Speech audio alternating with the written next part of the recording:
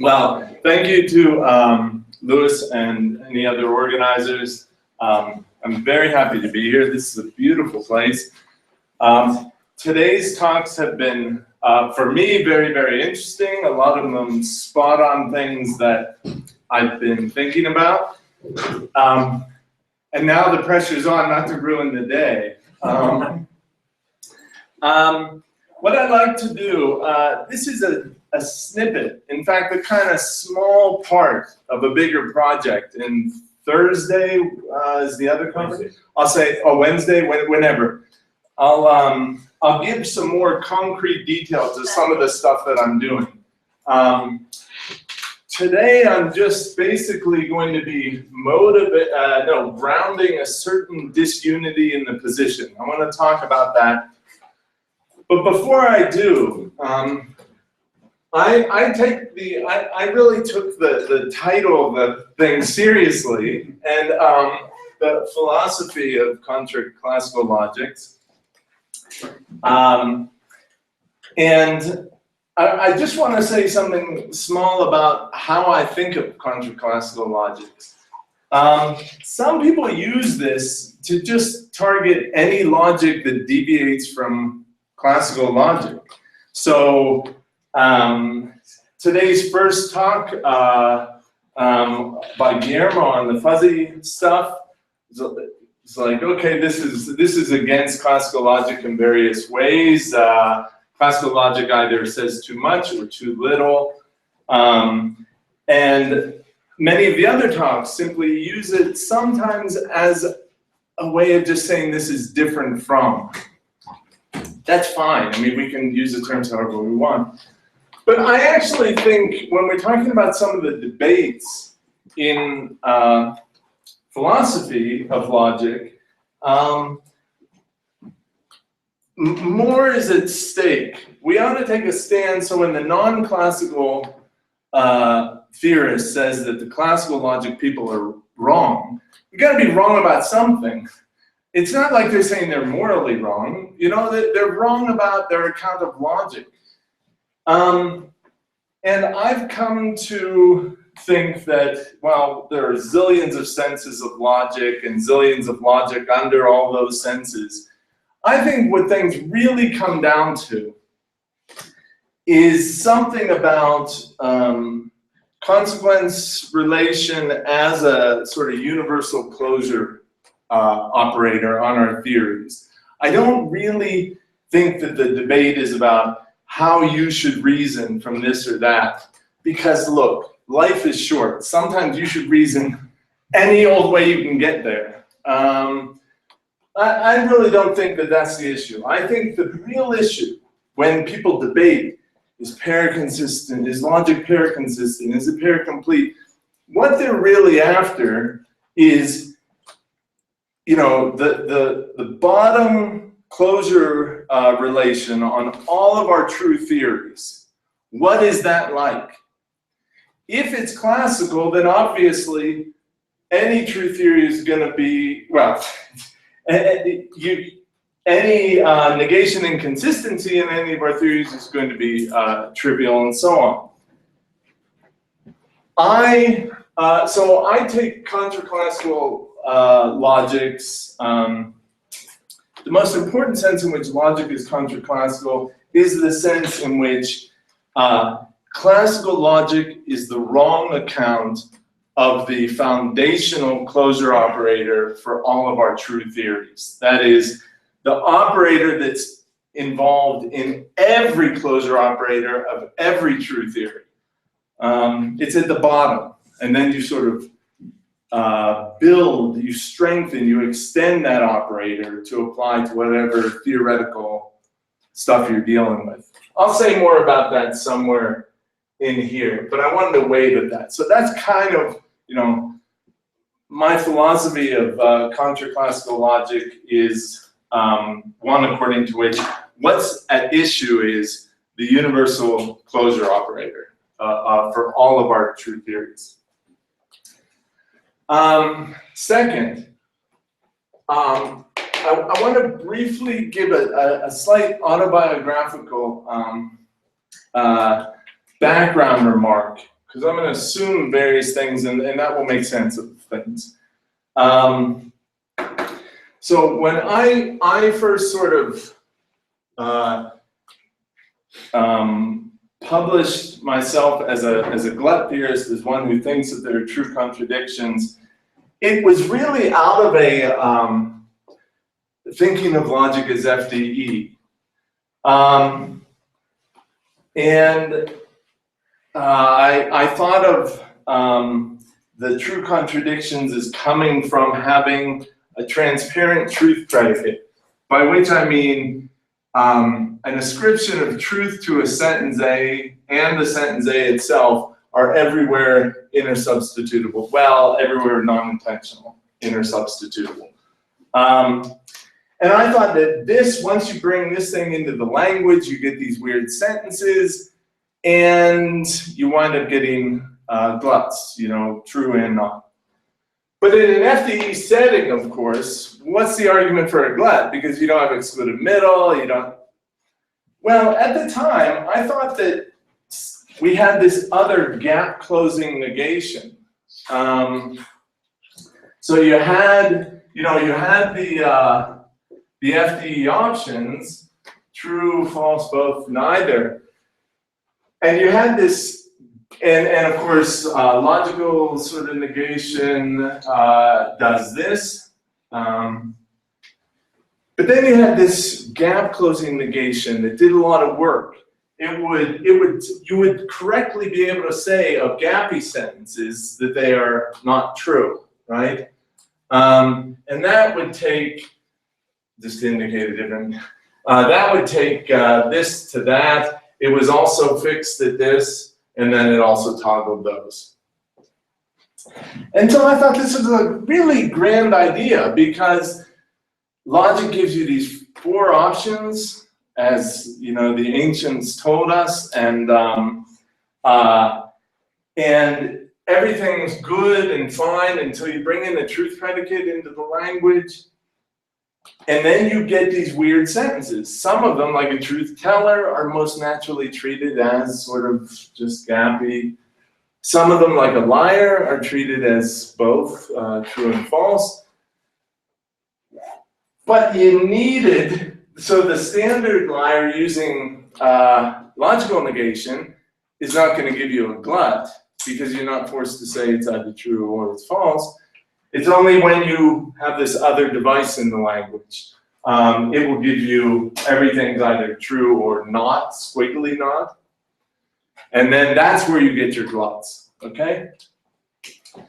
I thought this was a really natural and sensible position, and I wrote this book called Spandrels of Truth. And in the writing process, it was all typed up. And even though people warn you all your life that you should back up what you do, well, I listened to that the way, I listened to your parents about, not doing this and not doing that. And I didn't back up, and I lost the entire thing. And it turned out to be a good thing. One, I was so bummed, and I lost all motivation, and then I was encouraged by colleagues to just write it up again. So I did, but in writing it up again, I realized that the models of the theory with transparent truth and this squiggly negation were all LP models. You cannot have an FDE model with a transparent truth predicate using this device that's not an LP model. And if you want to think about it, think about how, this is only for those people who really know FDE well. Think about something like, I think it's like, let this be the squiggly thing. I think it's something like, I think it's something like this. Let this actually be a gappy sentence in the model, a would-be gap. To have a transparent truth predicate, you always have to be able to have this equivalence to have a model. That's just what transparency allows you. You can create these sentences. And if that's a gap, you won't be able to get an interpretation. I think that's it. We can play with it in discussion if you want. It's something like that. And so I sort of fell over this and realized, I guess I'm an LP theorist. And so that Span Rules of Truth book wound up just plugging LP, despite in my heart of hearts thinking real logic is more balanced, more liberal than LP. Well, now that I'm older, I'm actually returning to FDE for two reasons. One, as I already indicated, if as theorists, we are going to say things like, look, logic is non-classical. Well, we ought to have some account of logic, and it ought to be philosophically respectable. And if you think about it,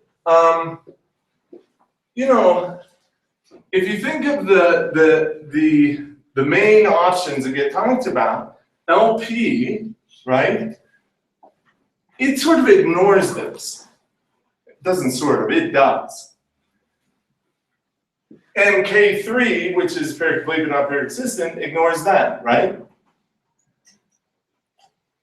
Okay, it's okay to ignore things, but in a picture of logic, a philosophically respectable picture of logic, how can you justify such an imbalance?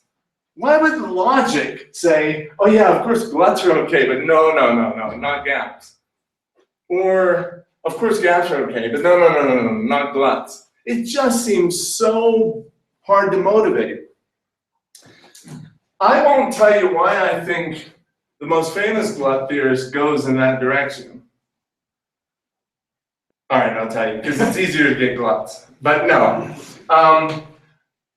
But I know that, for example, Graham Priest is completely sympathetic with this sort of asymmetry of LP. And now the most famous two K3-based theorists, people say Kripke, even though he never gave a theory, but Beall, I guess, would be the most. This is equally imbalanced. So I think if we're gonna say, hey, look, what we learn from all these puzzling phenomena, all these paradoxes, all this and that, is that logic is weaker than classical. We ought to have a nice picture of what logic is, and I think that both of those give an imbalanced, ugly picture. So I'm finishing a book in the spring about, and it sort of kicks away so much of the Span Rules of Truth stuff. It keeps the simple picture of transparent truth as bringing in gluts, but it kicks away two things. It kicks away the need for this sort of universal vocabulary of a gap closer, the squiggly thing, which I think is completely unnecessary and unmotivated. And the other thing it kicks away is this search for a suitable conditional, a conditional that actually detaches, obeys modus ponens. I don't think that there's any sort of universal detachable conditional. I just don't. Okay. So that's what the book is doing, FDE, no detachment, and it tries to make sense of that picture.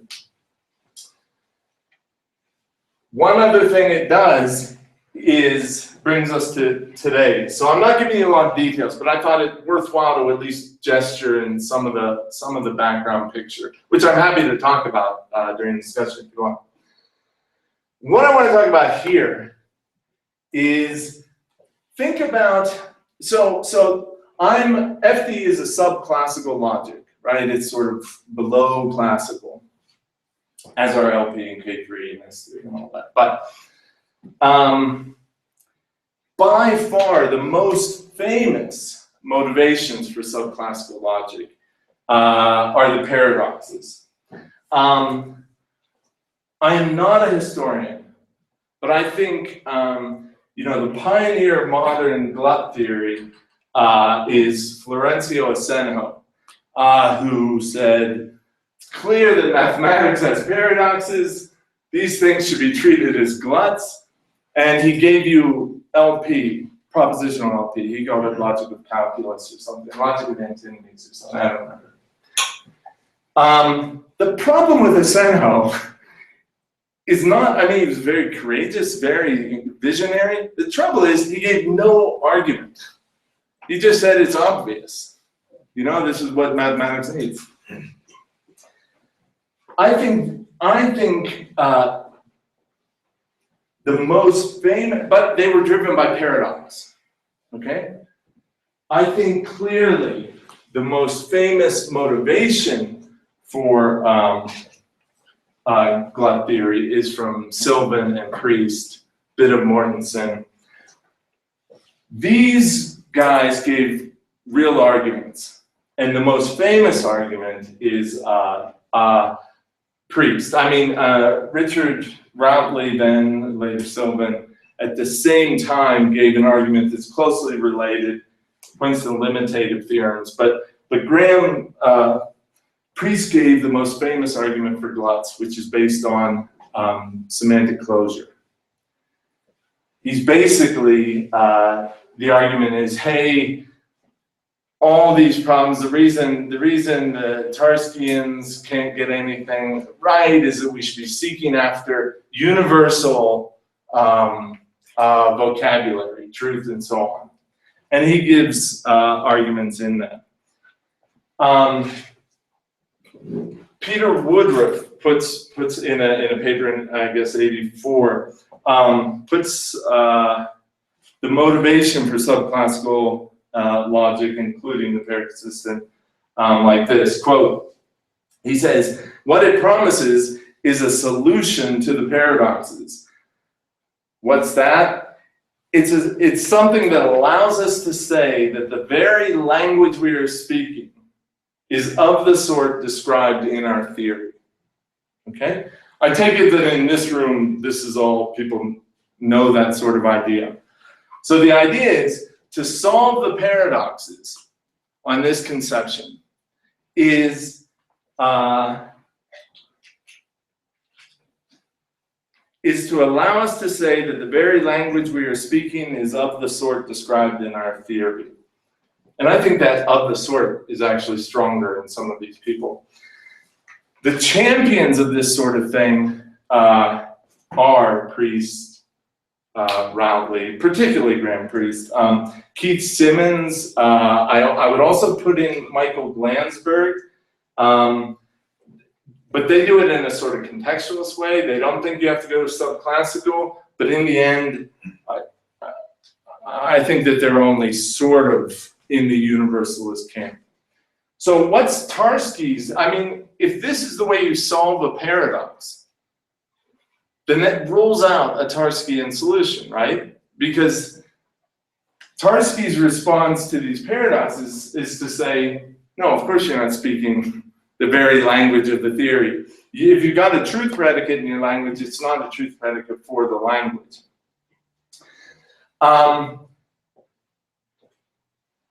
These two camps have generally been apart. You either go sort of Tarskian or you go universalist. It's not to say, by the way, restricted in a Tarskian way or unrestricted. I've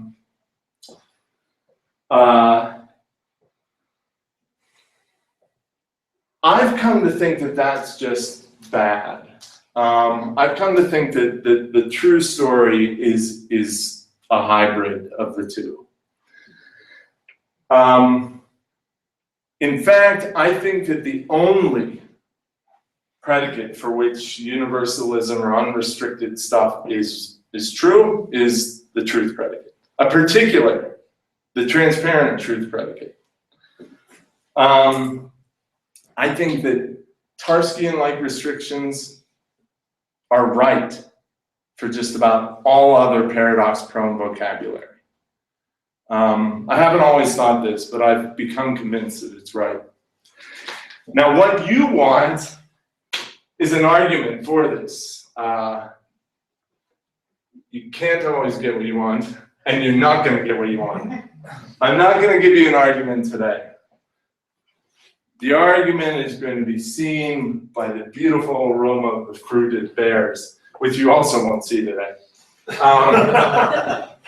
What you will see is some sort of way to ground this disunity.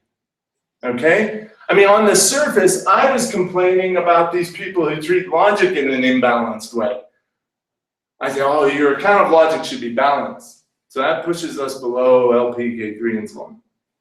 Well, or pushes you up if you have a certain, okay, I'm not talking about that. All right. The balance pushes us below. And now I'm saying, yeah, truth, that's universal. Everything else, restricted. What do I mean by everything else? Think of the so-called revenge problems that people have pointed throughout the years. Think about, a very famous, rightly famous paper, the Kripke outline paper. Kripke's basically showing you how you could have a transparent truth predicate in a four-year language. That's what that paper does. And in the end, he points to the ghost of Tarski. He says, you can't truly say of the paradoxical thing that it's not true. Or you can't say it's grounded, it's ungrounded, and so on. And this is supposed to be a problem. Why? Because the idea is, if you've got a key that solves this problem, then it solves all structurally similar problems. I used to believe that. I no longer believe it. I just think it's just, I think there's no motivation to believe that. I think that what some of these paradoxes may show us is that indeed we have gluts. Indeed we have gaps. But this vocabulary, gluts, gaps, paradoxical, and so on,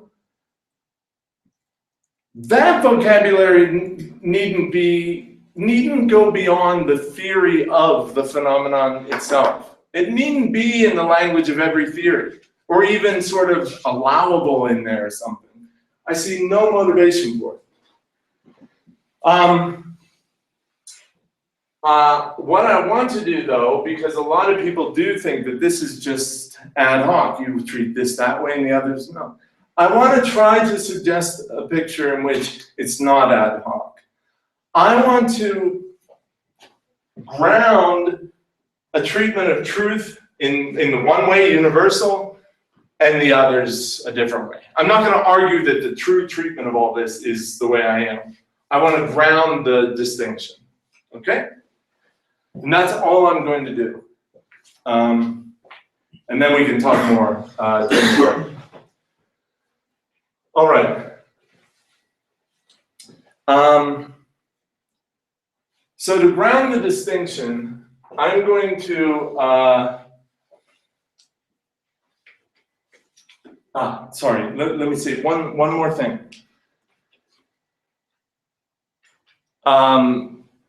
So transparent, people who think that there's a transparent truth predicate in the language, deflationary or something, they try to mark the distinction, and I've done this in previous work, and I think it's true as far as it goes. They try to mark the distinction by saying, look, truth is an expressive device. This other stuff isn't. So the term paradox is not. Truth is brought in to be an expressive device. It's not supposed to be an explanatory concept or anything else. It's just this expressive device. And in particular, it's supposed to allow us to generalize in ways that we couldn't do without it. So for example, if I say falsely that everything in Dave's theory is true, I couldn't say that without using the truth predicate. At least if his theory is robustly big enough. And that expressive role that it plays is supposed to be the distinguishing mark of the truth predicate. Unlike a notion of paradox, a notion of glut, is a gap, is ungrounded. Here's the problem. I think that there's truth in that distinction, but it doesn't go far enough. Lionel Shapiro has a great paper about why we should all be deflationists about consequence. And Lavinia may be talking about it later this week. I don't know. Okay, good. Not about it. Okay. And in that paper, though, he points out that all of these notions can be treated as expressive devices. So, I mean, just the same way. I mean, it's like your predicate. Whoops. I knew this. Your predicate. Oh, really? But then, You are listening. Right, correct. Oh, perfect. Thank you. Thanks. That one beginning. Thank you. Lionel Shapiro points out that the predicate, follows from. This follows from that. This predicate can be seen as an expressive device allowing generalizations over the binary operator. Sorry, I don't know why I drew an arrow up there. The binary operator that blank follows from that blank. Just so if you think about this binary operator, right? That grass is green follows from that this chair is blue. This follows from predicate can be used to generalize over all of these operator claims, connected claims, okay? In the same way that the truth predicate is often said to generalize over the truth operator. He's right. The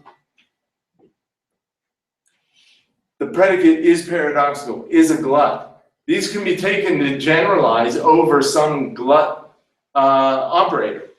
It is glutty that. It is paradoxical that. So the fact that the predicate is used to express generalizations is not enough to cut the difference. Okay? That's why the standard deflationary distinction is not enough. I believe it's part of the truth, but not enough. So what I want to do is try to fill it in a little bit more. Okay? And the way I'm going to do that, you have to start with certain assumptions, and I'm going to do that. You can challenge whatever you wish in discussion. I'm going to try to ground the disunity between truth being universal and the rest of the stuff being, think of it as like Tarski and like. In the following picture, I'll specify what logic is. I've already said almost enough. Then I'm going to define what it is to be in effect logical. And then I'm going to use those to ground the distinction, okay? Okay, logic is, as I said,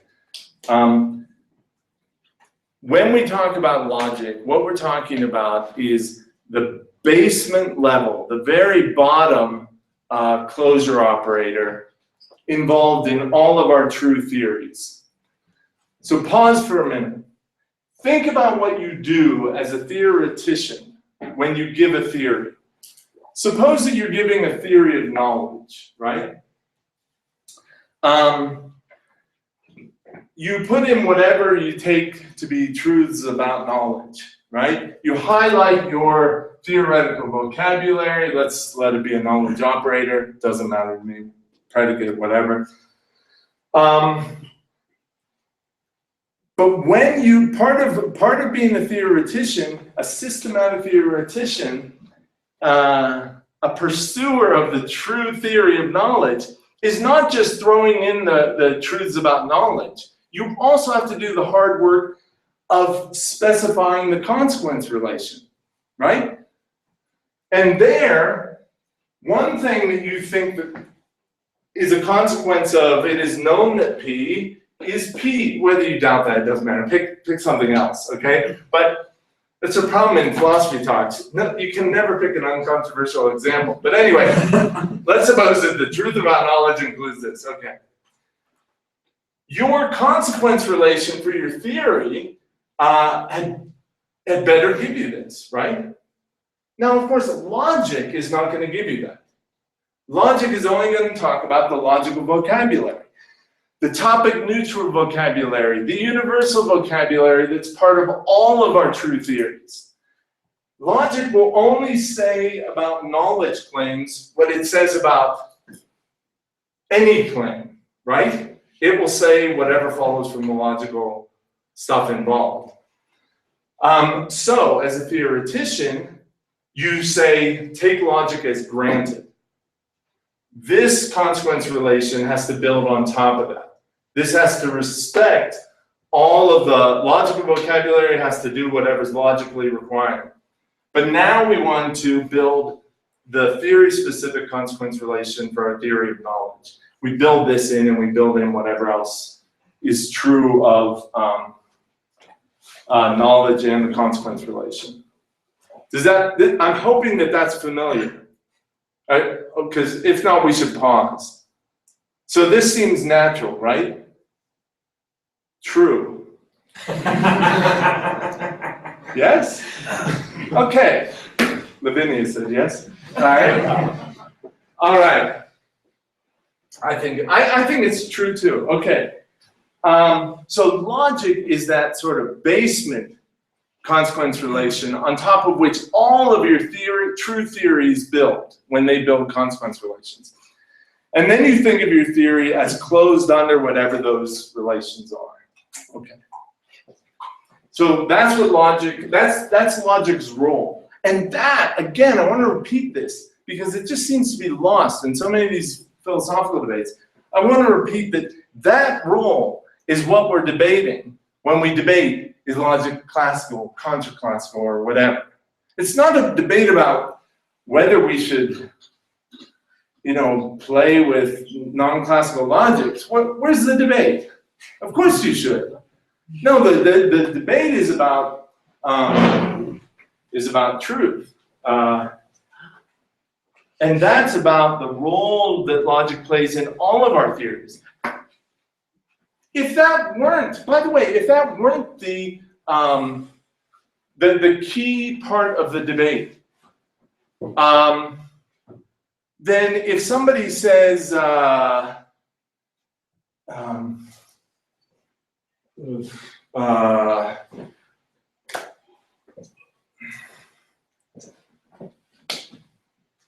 somebody's giving some metaphysical theory of possibility or something, or mathematics or whatever.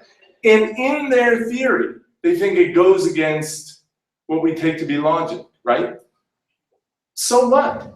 Why should you care? The reason you care is that it can't go against logic. Logic is part of every true theory. That's why in the old days, when I was young, we talked about topic neutrality, universality, and this stuff of logic. This has been lost in the wonderful proliferation of logics and the extraordinary progress on non-classical logics and stuff. The key point has been lost, that the role of logic, the one true logic, is to be the universal closure operator. Okay. And logic, by the way, if you want to know which logic is the one true logic, it's FD. Okay? All right. Now this one, that point might be a little bit more controversial. All right? But that's what I believe. Okay? And I actually have reasons to believe that, but time is short. So that's what logic is. Remember, what we're trying to do is ground this distinction. It looks ad hoc or something, truth universal, the other stuff ad hoc. I'm trying to give you a picture that grounds the distinction. Now you know the role of logic and you know what logic is. Okay. I want to define the notion of in effect logical, okay? Let me remind you, I'm going to sort of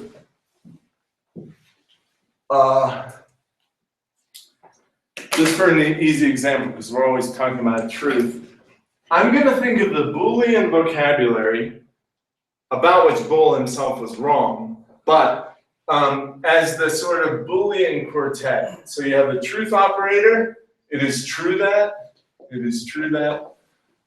You have the falsity operator, it is false that, blah, blah, blah. And then you've got conjunction. These are logical. Conjunction is, you know, it is true that this and it is true that that. And then disjunction. Okay, and you've got the quantifiers that mimic these as well. Logic does not give you an identity predicate. That's far from topic neutral. That's, okay. That's not critical to what I'm saying, but I believe it. All right. Now, in effect logic, okay. Think of this mostly as your logical vocabulary. You throw in the quantifiers, I don't think that complicates things in what I'm saying, but it's much easier just to think about this. I'm going to define two senses of in effect logical, okay? So truth is not logical, but the truth predicate, transparent truth predicate is not a logical predicate. The truth operator is. When Ramsey said the truth operator is redundant, he was of course right, it's logically redundant. That's why when you're giving the simple connecteds, you don't normally list it, because logic treats it as see-through. The truth predicate is not logical vocabulary, nor are any of these other things. But I think there's a clear sense in which the truth predicate is in effect logical. All right. So one sense in which, sense one of a predicate's being in effect logical is that an expression is in effect logical in the S1 sense if and only if the expression is simply a predicate or property version of the corresponding logical vocabulary. Okay? I can write that out if people want, but so a predicate is in effect logical in sense one, if and only if it's a predicate or property version of corresponding logical vocabulary.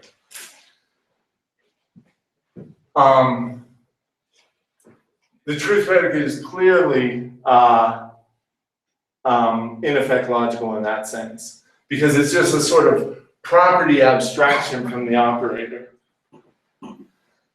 Same with transparent falsity, which, okay. The second sense is a more familiar one that gets weighed at in terms of a role. These are completely compatible, but I think either one is a good way of thinking about in effect logical vocabulary. The second one is that an expression is in effect logical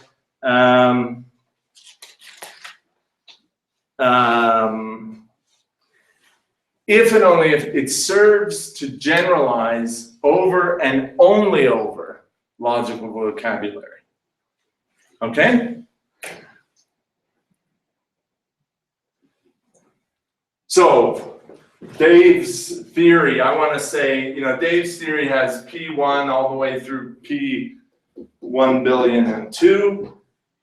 And instead of just saying it is true that P1, it is true that P2, it's true that P3, and so on, we just generalize over this and say all of these are true. Okay?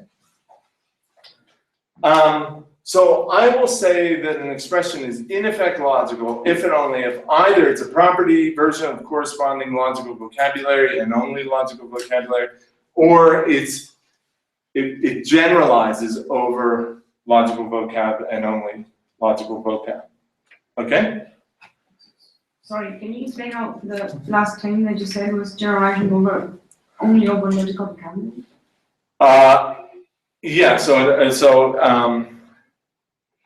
an expression is in effect logical in sense 2, if and only if it generalizes over logical vocabulary and only over that vocabulary. Well, I know what you're worried about. Sorry.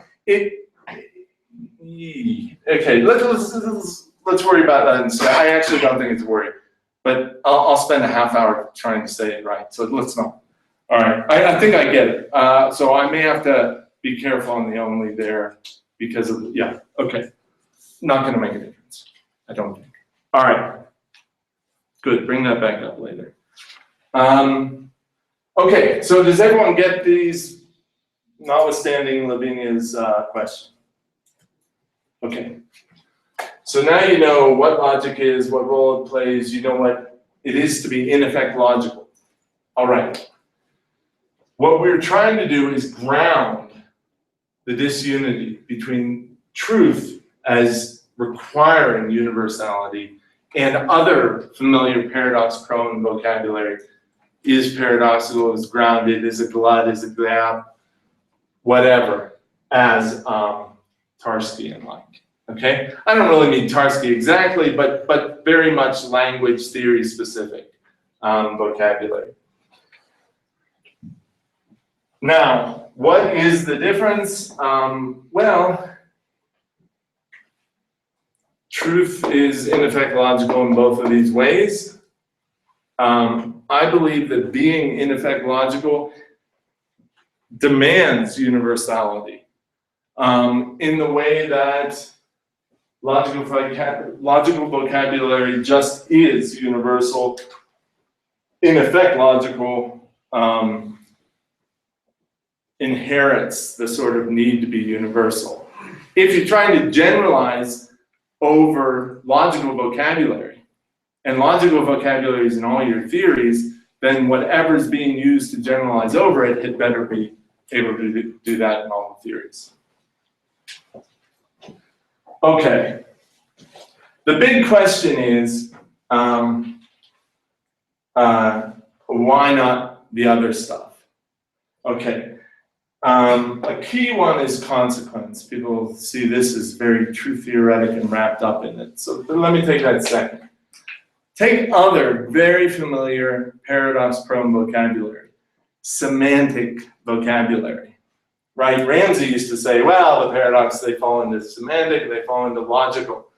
And as if, and others in the universalist camp have claimed this distinction is not well founded, but nonetheless you have to treat all the semantic the same way and all the logical. I don't think you do. The big question is, unlike having a motivation for truth being universal because of it's the property version of logical vocabulary, which is universal, which is in every theory, every true theory. Why would you think that is a glut, is a gap, is paradoxical? Why are you even slightly motivated to think that that has to be universal? Here's why you are. Because when you look at the paradoxes that arise from these notions, like I am ungrounded or false or something like that, they all look just like the liar paradox or something like that. Okay, but if they're drawing from two very different sources of vocabulary, that doesn't mean that they demand the same the same solution. Moreover, by the way, if the solution to the liar is to go subclassical, it's not as if you're giving that up. In these sort of revenge-like problems, or target, ungrounded paradoxes or paradoxical paradoxes or what have you, you're not giving up the solution you gave. You're identifying it as a different problem. The fact that it looks like the same thing is shown to be false when it's not solved by sticking to the original solution.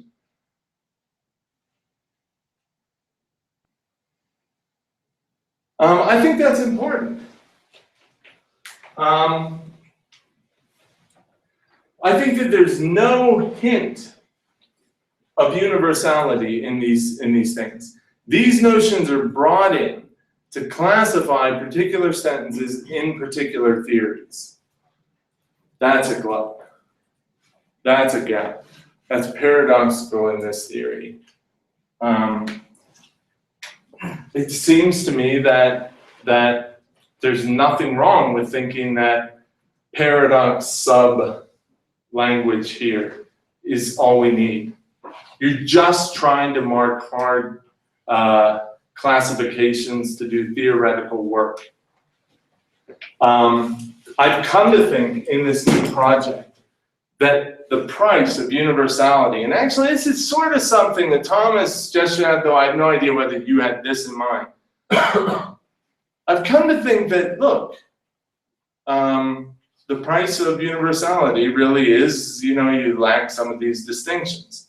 I mean, some blood theorists or non-classical theorists, gap theorists, what have you, will say, oh no, the distinctions were never there.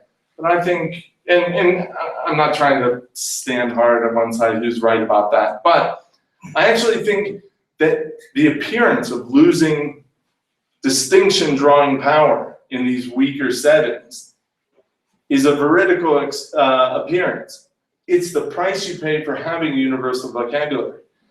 This vocabulary, paradox, what have you, that stuff is marking real distinctions. And if those distinctions are lost, you lose the whole point of the vocabulary. This is why Tarski was saying, look, to have a sensible, workable theory, you have to do this. You have to step up. Yeah, I think he was basically right. Maybe not in the letter, but in the broad abstract idea.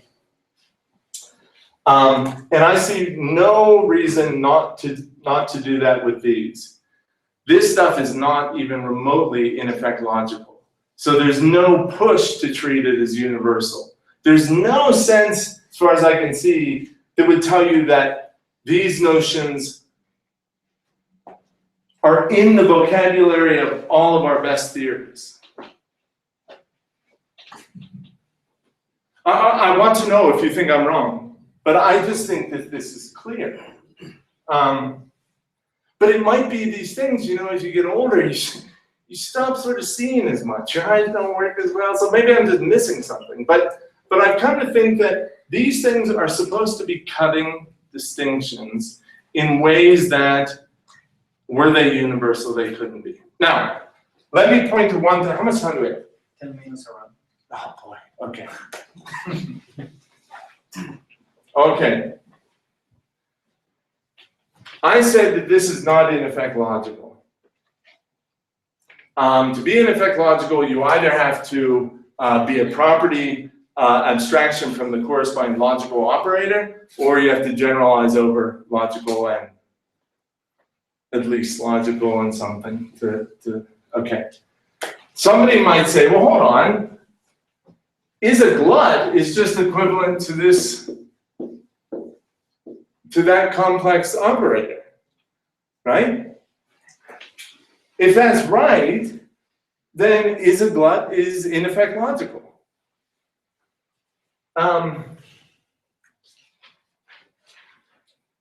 Fine. Okay, so we have a notion of glut that's in effect logical. Notice that that does absolutely none of the work that gluts are supposed to do. You wouldn't come close to a problem with that notion of gluts.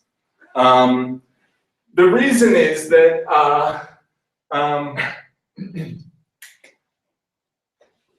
yeah, well, I think it's clear. The notion of glut that raises problems, that's supposed to be doing work in a theory, is a explosive notion of glut.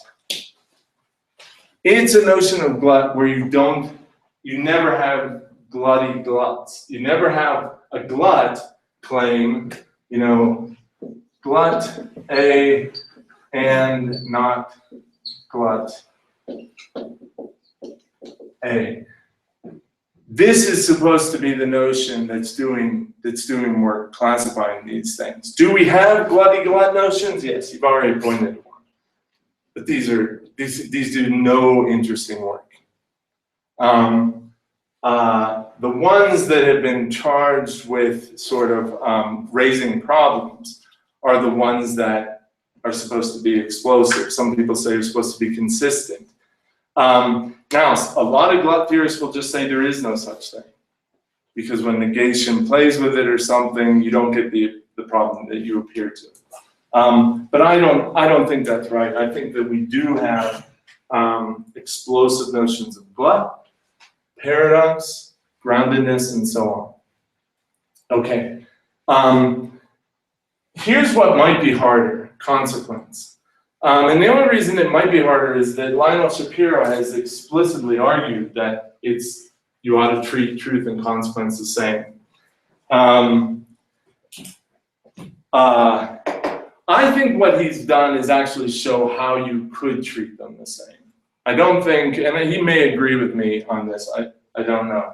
But I think that what he's done is show you how you could treat them the same as a deflationist.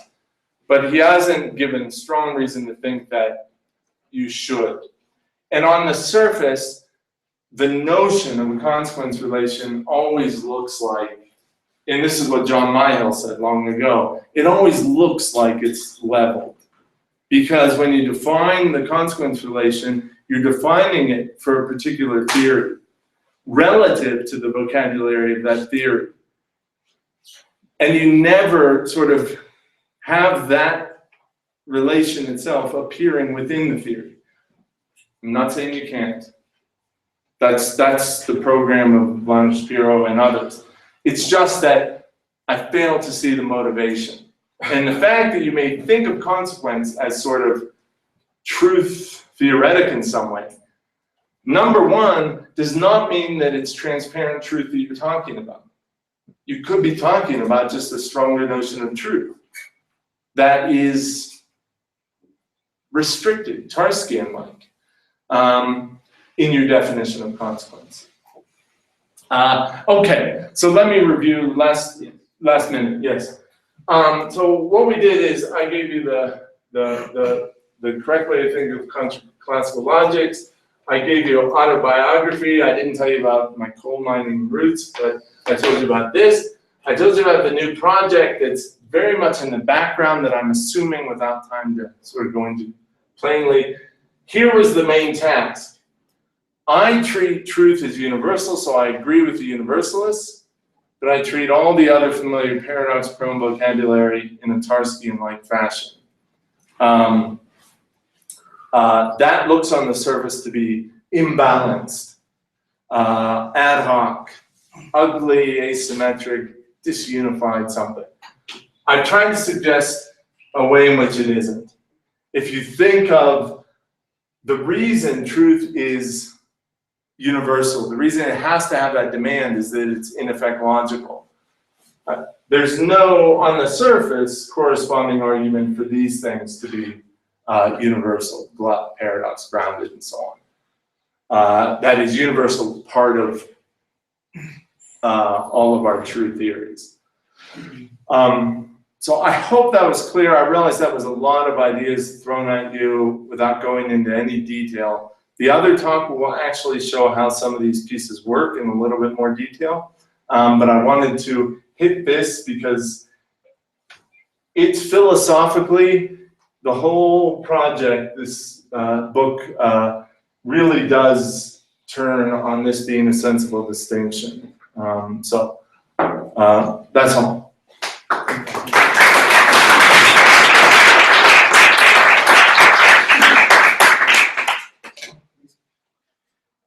I have a lot of questions, but let me say one. It's really important to have an answer to this question. How should we interpret this list of logical vocabulary? Classically, or FDE, or which is the? When I said that this is the list of logical vocabulary, I thought you were going to have something else, which I wouldn't have had a good answer. When I said this is the list of logical vocabulary, and I said, if you want the truth about logic, it's FDE. FDE is a consequence relation that covers logical vocabulary and only that vocabulary. And so the FDE treatment of this is Perfect. Yeah.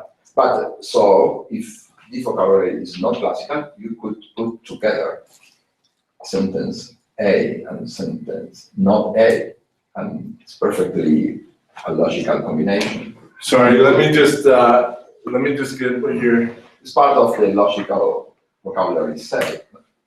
So you've got a sentence A. Yeah, that is logical. Oh, I see where you're coming from, I think. Okay, I haven't thought about this. So you mean you got the language of T, you've got the language of T prime. A is in T, A is not in T prime. Maybe. Oh, well, that makes a difference. Yeah, my idea is if the right logic is paraconsistent and complete logic, yeah. This operation are compatible with the glad notion is logical. And the glad notion is logical. Well, yeah. I mean, I grant that. So why I may not be understanding because I thought you were asking something else, which I need to think about. But now it sounds like you're just saying logic recognizes this possibility.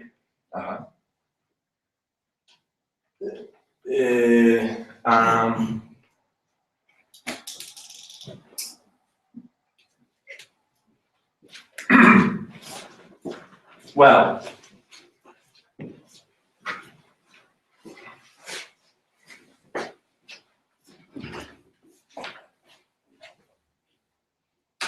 okay, I'm gonna say one thing. Okay, you're making me think about something. Yeah.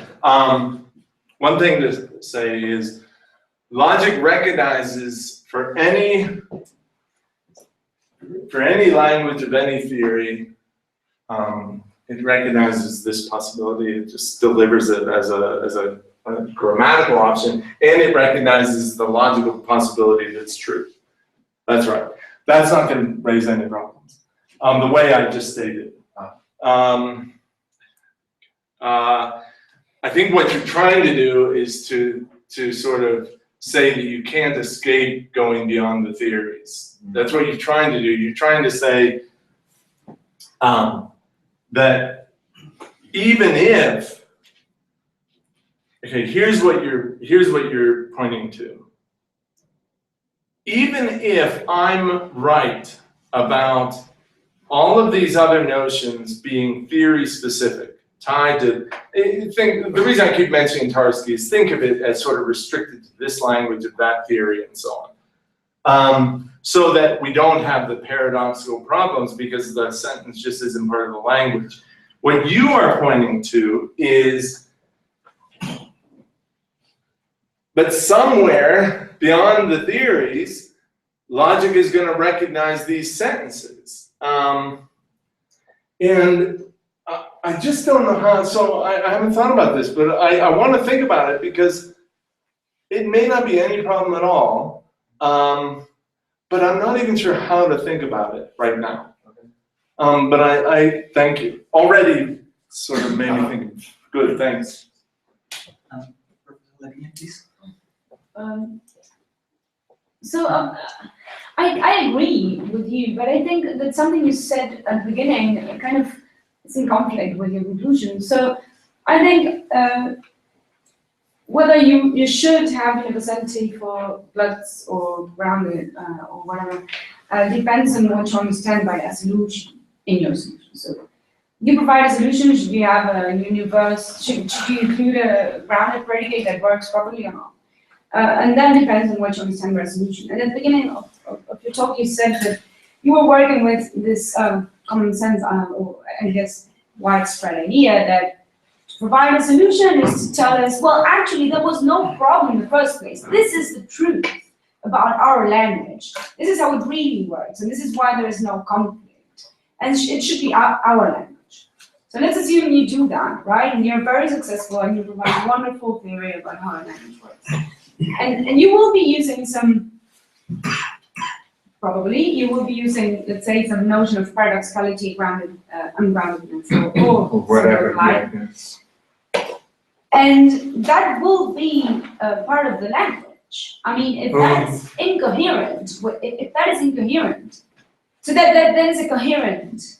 I think this is how the story goes. I mean, I agree with you, but I think this is how the story goes. Like, that is a concept that we should embrace, and it's the right, it explains how our language works. It would be part of science, right, in a way, of logic, as a science, and something.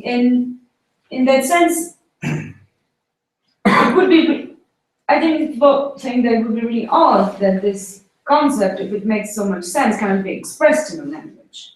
And it should be expressed. And they don't care about logicality or non-logicality. They also want to be, so if you tell them they cannot express the idea of red, of redness, or the predicate red, that would also be a problem, right? Okay. It's something that you want to express. Okay. Let me reply if I haven't answered it. If it's okay, ask more. So I was working, so I read the Peter Woodruff quote about what a solution paradox is.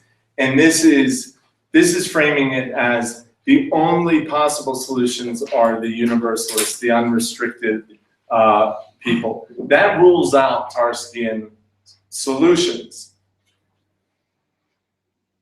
as something else. Okay, I'm happy for you to use the term paradox solution however you want, but it seems to me the truth of these apparently paradoxical phenomena is a hybrid. So neither that account of what counts as a solution, nor the Tarskian account. Remember, the Tarskian account is to just reject any universal notions. By the way, Tarski himself was notoriously a little bit, he talked all over the place. But I'm talking, when I say Tarskian solution, I mean the sort of stratified, yeah, okay. Tarski himself ruled out the universalism. So this is to say, a solution to these paradoxical phenomena is going to be a hybrid of the two.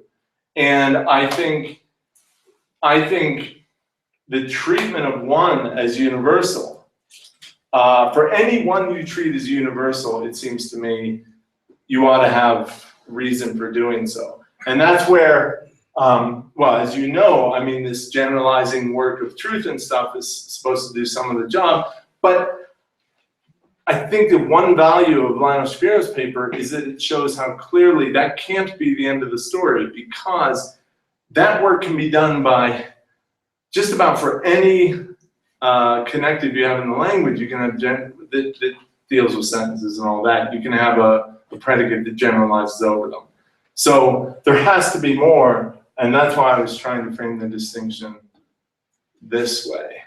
I agree then that what you're saying is not that a solution, the way these people understand it, does not need to include a predicate for Glutz or whatever. What you're saying is that kind of solution is not necessary anymore. Like the solution that we need is something that's a hybrid. Yeah, I agree with that. yeah.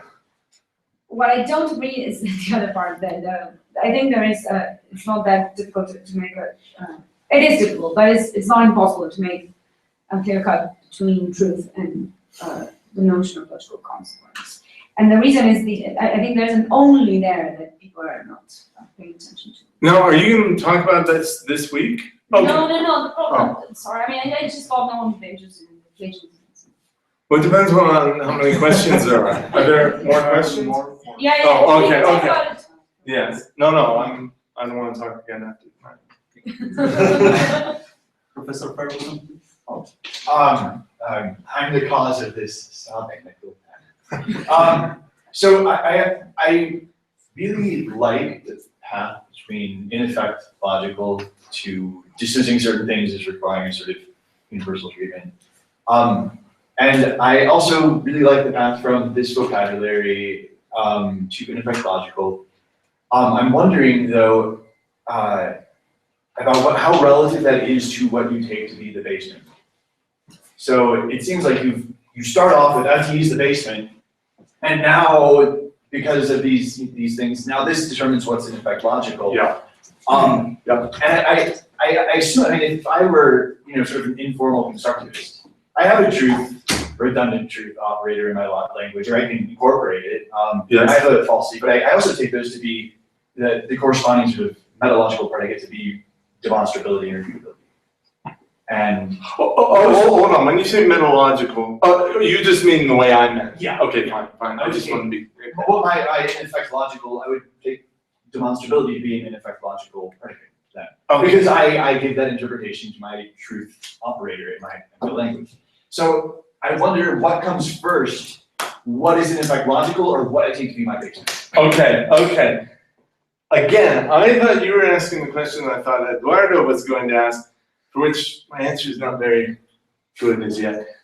I don't think you were asking that question, which is good. So the question you were asking is, if we had your logic governing, if logic was something other than FD, something constructive or something, could this story carry over? Answer, yes, absolutely. And so you and I are, we're on the same team, friends even, I think. It's just that FT is the basement. It's just that FD is in fact the basement, Okay. yeah. Nice. Yeah, I see. That doesn't look happy. No, I'm still not very clear there. Because you use this notion of topic neutrality, but you went very fast through it, right? So so I am scared that you have like hiding something there that is dark, because you need it to be something weak enough that it's true, is actually topic neutral, but strong enough so that consequence and glut are not there. But it's hard to see what notion of topic neutrality can play that role, because it is to place almost does nothing, right? So you already recognize it. It's too transparent to do a lot of work. It just generalizes. But then we also know that we can construct from glut and from consequence operators that have a lot of properties that we would like to call topic neutral, like that any thing that is logically true because of the logical behavior of consequence or glut would also be true in any theory. So at least in that sense of topic neutral, they will have to be topic neutral. So it seems to me that you mean something stronger, but I don't know what stronger can be that will keep us this forward. Okay. So, Axel? Yes. So Axel has actually asked the question that I thought it was. But we're out of time. Oh.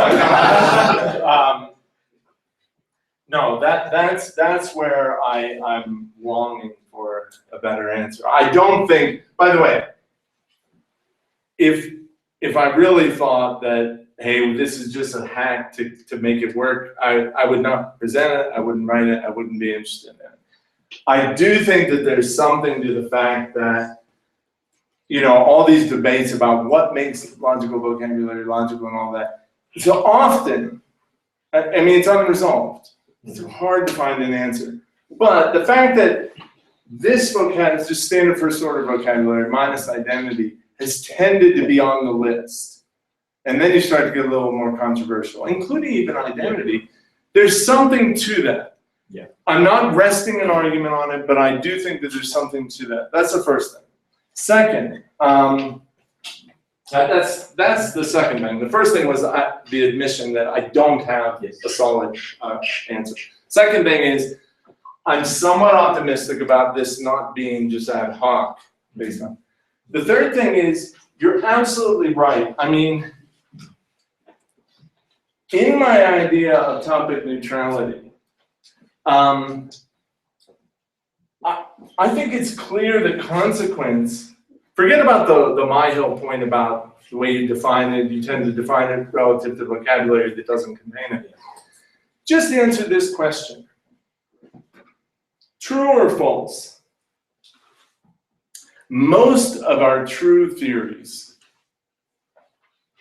make claims about what logically follows from what.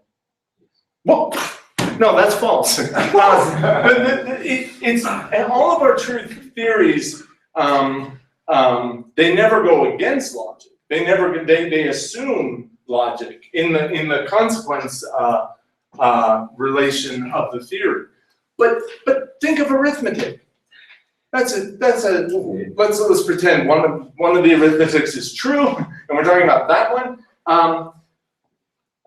Just think of piano arithmetic. Piano arithmetic does not make any claims about this logically follows from that. Of course, when you look at the theory is closed under logic and the rest of the arithmetical consequence relation. But it doesn't make any true claims about it. And I think we can say the same for most of our best true theories. In fact, it's only when we want to give a true theory of a consequence relation of a theory that we start talking about consequence. So logical consequence is universal in a sense that the relation is at the bottom of all our true theories. But the vocabulary of logical consequence is not topic neutral in that it is, and again, I've admitted I don't have a good answer here, but one thing that I hope is part of the true answer, claims about logical consequence just aren't part of many true theories, and the reason is that it's a sort of different subject matter in a way that P and Q for any theory, you can take and put it in every theory, and it's not sort of changing the subject matter. So again, I've admitted I don't have a satisfying answer, but I'm gesturing in that direction. If anyone can help me, please. Please. Yeah, I think it's very similar to Axel's question because you are concerned about topic neutrality. So I was wondering, why do you focus on true theories to define logical consequences? To define logic. Right. Logic is the closure operation at the bottom of our true theories. Why? Why true theories? Yeah, Good. That's not. Yeah. Here's the answer. And I'm not convinced that this is right, but I would like to be. The answer is that I think it's pretty uncontroversial that logic is not involved in all of our theories. Well, it depends on what we mean by our theories, but I mean, I guess what I'm thinking is you have theories that very much go against logic. You know, you might say they can never be true or something. So I guess if you understand by our theories as the theories we take to be true, then I'm happy to drop the true from basement of all true theories and just say the basement of all of our theories, yeah. But still, our theories is not topic neutral. They are our theories. Why aren't they topic neutral?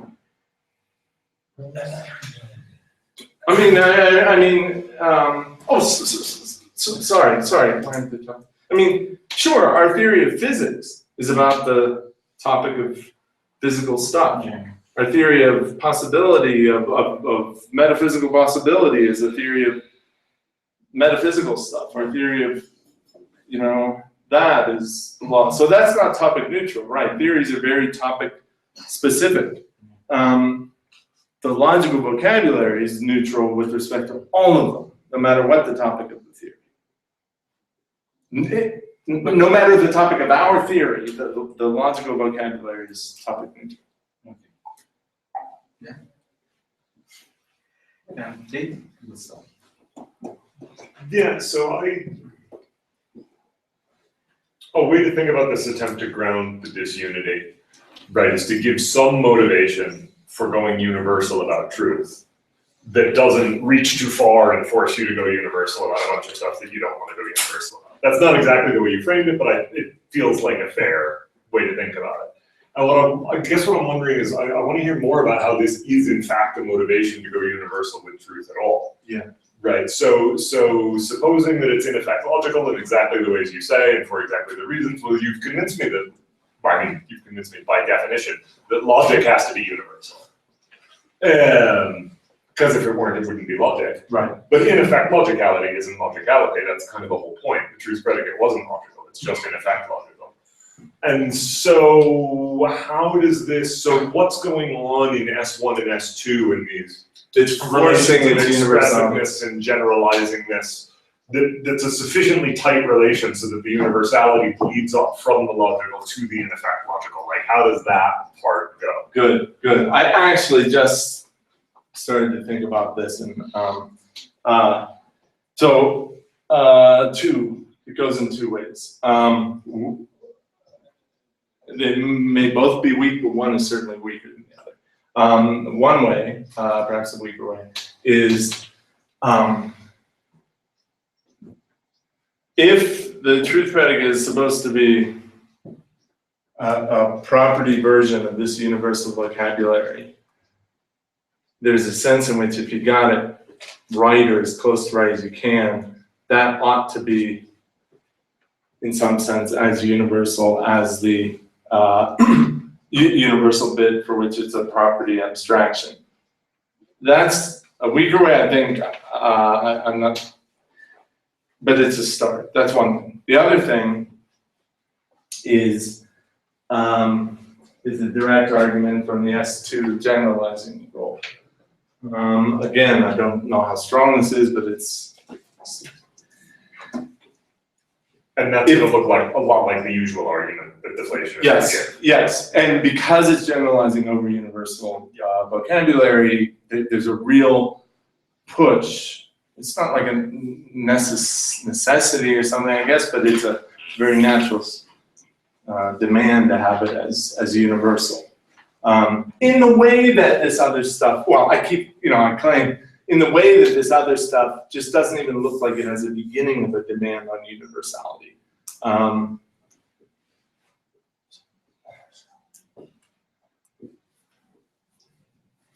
Those are my two answers. Yeah, I just want to actually see the details. But. Yeah.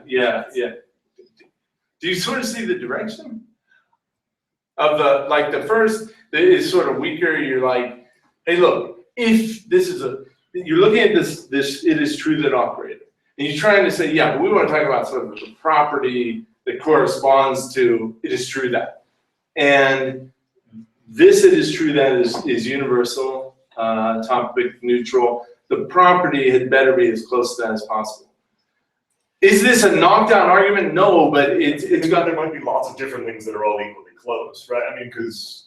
It is true that you won't get a liar sentence. Equally close, but equally close is good enough for my purposes, right? I mean, as long as equally close is close enough to demand or to push the universality. But there'll only be one universal one, and there'll be lots of non-universal equally close ones. Okay, maybe I didn't. Yeah, okay. Maybe I didn't understand. Yeah. Okay, so you're not seeing that. So, yeah, Yeah, not saying okay. much. I mean, like, it feels like, oh yeah, there's gonna be an argument here, but like, I'm just trying to fill in what I it's know. gonna look like. and I don't know, see- no, But I get the feeling. Yeah, no, there's gotta be an argument there, and it's gotta be along those two lines. I don't know, yeah, let me work on it. I mean, obviously I gotta work on it, yeah, good. Thank you for the talk, and what I think I understood really compels me to agree with you. Good, And, let's go to dinner. and maybe this is not as much as a question, but a comment or something. And I like very much what you suggested is criteria to separate what seems logical from what seems not logical under some kind of a goal that is very appealing, I think, which is let's understand what we are basically doing when we are concerned with logical problems, and it is this sort of game to understand what follows from what, etc. And I wonder if you would say that the notion of solution for paradoxes or whatever is somehow normatively dependent on your definition of on what follows from. Because if it is, I think you might have there some sort of an avenue to think for an argument. I'll need to think about that. I think that there is a very, very thin, light notion of normativity tied to logical consequence. I think it's very, very light. But thanks for the suggestion. I need to think a little bit more about whether that can help me with the argument. Yeah, good, thanks. Raimundo? Let's see if I got it right. Seems to be like your main contention is that the logical operations are topic neutral, but the study of them doesn't have to be, actually, it's not. Yes, Because the topic is the logical the operation. topic neutral stuff, right, good. And that seems to be the way that you wanted to answer Eduardo, Yeah. in the sense that having gloves does not entail talking about them. You may just have them in your theory. Correct. Not even having the concept of a glove. You might be totally blind Correct. to the fact that you have them. Correct. So the concept itself is not topic neutral. I agree with you, I'm Because just wondering you might whether. be talking about something that is a logical phenomenon Uh-huh. that might have nothing to do with the topic of the discourse in which the glove appears. So even if you might have A and not A in your theory, You need not call it a glove. not even not college, but you might not have that notion. I agree with that. I completely agree with that claim right there. You might not have it even though you have that. Now, that brings me to three small remarks. Okay. The first one is that it might be dangerous to talk about that topic neutrality as universality, because you have no guarantee that in a certain discourse you will have all of them. Actually, in some discourses they are absent. The logical Then vocabulary. you have all of, yeah. In the discourse or in, You don't want to assimilate that to be ubiquitous. You just not topic constrain, anchor to a certain theory I'll or think set about of it. Yeah, theories. I'll think about it. That's good. But you don't have to claim that they will appear in all of the discourses. Okay, thanks. I think you don't have to commit yourself. I need to that. think. Yeah. Good. Thanks. Because linguists are the ones who will tell us about that. It doesn't. Well, linguists will tell us about a whole lot. I agree with that. I believe that firmly in my heart. But linguists won't tell us everything. No. And they certainly won't tell us a whole lot about what we're talking about. But they can give us an existential that is a counterexample to. Fair enough, good, thanks. That's what I think. Agreed, okay. And also, it looks like what you might want to say is not that there are non-logical theories, just not to argue about the term, just that there are non-logical discourses. And that it might be convenient to reserve the term theory for those in which you are, for instance, pursuing the acquisition or transmission of truths or something like that. In which case, certainly there are some forms of discourse that do not have to try to have any logical interest at all. In that sense, you can say even that it might be against logic or without any logic. And still, there are human discourses that are quite justifiable for other reasons. It's just that the term theory is going to. It is heavy. Contra. Yeah, no, I see the point. I'm not sure whether I agree, but I do need to have a clear response to that. I don't have it right now. The response to why the emphasis on theory and not discourse in general. So good. That's a good question for I me. think Luis had that concern. Oh, maybe I missed. Sorry, Luis. I guess I missed. Is that what you were raising? Not exactly. Okay. Okay. Good question. Thank you very much. Okay, we have just 3 minutes, so we have just Sure. can ask. No, having. Oh, sorry. Oh, my question is, what about satisfaction? And denotation, presumably, right? And denotation, Yeah. presumably. Well, then, But anyway, the answer is, tell me the logical vocabulary that satisfies is a property version of, or generalizes over, and it gets to be in effect logical. exactly. Otherwise, theory specific, yeah. But I should have brought that up, because that's one where people say that, look, that family is so tight, but I truly believe that it's separate. But you've all raised reasons that the picture on which I'm resting, the separateness, is not satisfactory. That's what I wanted. Thomas? Yeah. Thanks. So I wonder if also there might be a sort of default classicality going on, because we have realistic connectives. If I'm classical, I don't have any need for a connective. It doesn't make any sense. True. But if I were raised in a Buddhist monastery, Yeah. and I just did Buddhist logic, Yeah. I may very well default to having a gap connective. And to me, from that standpoint, without having this sort of default classicality, I would say that, you know, a gap predicate would probably be. I thought you were saying something about stuff that I'll talk about later about, because remember, I thought you were saying, I'll address something I thought you were saying on Thursday or whenever it is, in more detail.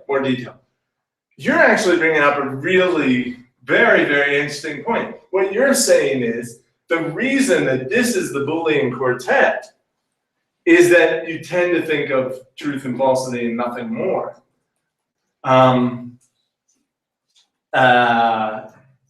Okay, let me grant it. Oh, no, it won't work.